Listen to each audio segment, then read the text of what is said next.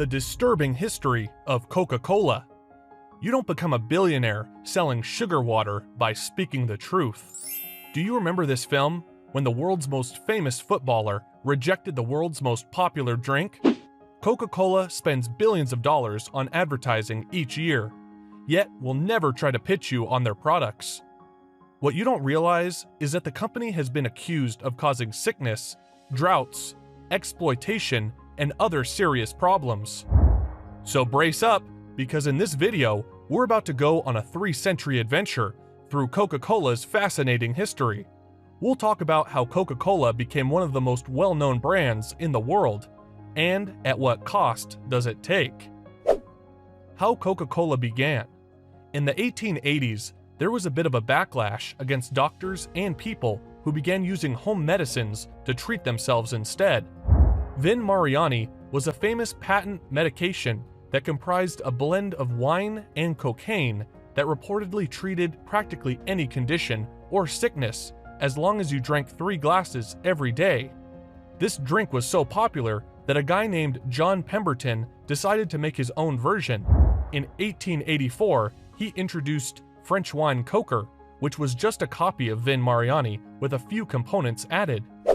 This knockoff drink would soon become Coca-Cola. The company would later argue that the name had no meaning and is merely a good-sounding alliteration. However, this is not the case.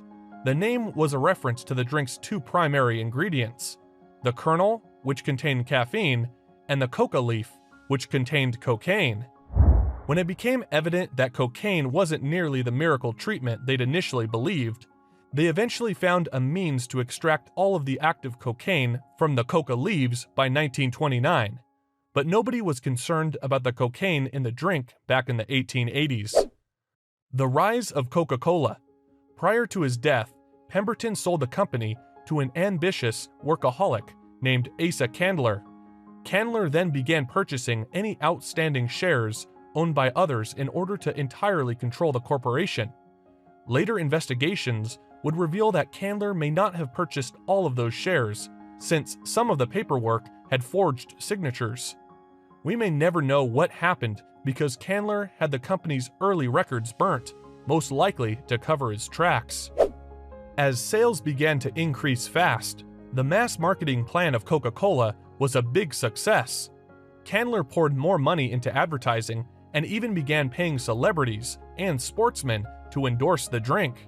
They also eventually started incorporating Santa Claus in their Christmas advertising, always carrying a Coke to help young children discover the link between Coca-Cola and the joy of Christmas. Yes, its success had been based on creating such a positive and wholesome picture in people's minds. As a result, Coca-Cola pioneered numerous marketing methods that were quickly adopted by other companies. The corporation even established a statistics department to examine car traffic and movement in supermarkets in order to determine the most successful locations for its advertisements. Coca-Cola was always willing to spend money on advertising on these new channels to guarantee that everyone everywhere knew about its products, even if Coca-Cola was largely served in soda fountains at the time. This allowed Coca-Cola to save a lot of money since they just had to deliver the syrup, and then whomever was selling it would combine it with carbonated water. Thus, the shipping and distribution costs for Coca-Cola were significantly reduced. One day, 2 attorneys called Benjamin and Joseph came to Asa Candler with the idea, "Let's bottle it." Candler believed this was a terrible idea. Bottling was incredibly expensive and difficult, but they stated they would bear all of the expense and risk alone. So Candler agreed and signed a contract providing them complete bottling rights for Coca-Cola for just a $1 price. Asa Candler had given the bottlers a never-ending contract to supply them with Coke syrup at the same cheap price, regardless of how much the cost of the raw materials increased. This would result in several lawsuits between Coca-Cola and its bottlers over the following few decades. Coca-Cola would end up paying tens of millions of dollars to repurchase some of the rights that Candler surrendered for $1. Candler was unworried since Coca-Cola sales were higher than ever and increasing year after year. Coca-Cola secrets. Coca-Cola will try to convince you that their biggest secret is the drink's secret formula, which is locked in a high-security vault for dramatic effect. However, the formula isn't that secret. It's on Wikipedia. Of all, Coca-Cola's success has very little to do with the formula. You could build a clone product, but you'd never be able to compete with them. Consider why, one day, a teacher at a new school suggested to the headmaster that they add some healthier options to the vending machines, such as fruit juices. She was horrified when she was told it wouldn't be possible because the school had an exclusive contract with Coca-Cola. Coca-Cola paid the school $3,000 per year, or about $1 per student, to dictate which product the school sold. Contracts like these were apparently negotiated with a lot of other schools as part of Coca-Cola's cradle-to-grave strategy. Basically, the easiest approach to turn someone into a lifelong Coca-Cola client is to get them to drink it at a young age. One Coca-Cola marketing executive stated that it is significantly simpler to convert them at a young, vulnerable age to become a cult client for life than it is to convert them later when they are older. Back in the 1980s, Coca-Cola was facing a challenge as more and more evidence accumulated regarding the negative health impacts of the beverage. According to one research, even one more sugary soft drink per day increased children's chance of being overweight by 60%. Another study found that if babies are exposed to a high sugar intake, they will be conditioned to rely on sugar for the rest of their lives. Being so directly linked to such a wide range of health problems was a major setback, especially since Coca-Cola was actively pursuing a strategy of offering bigger and bigger portion sizes of its drink. It also didn't help that the drink contained caffeine.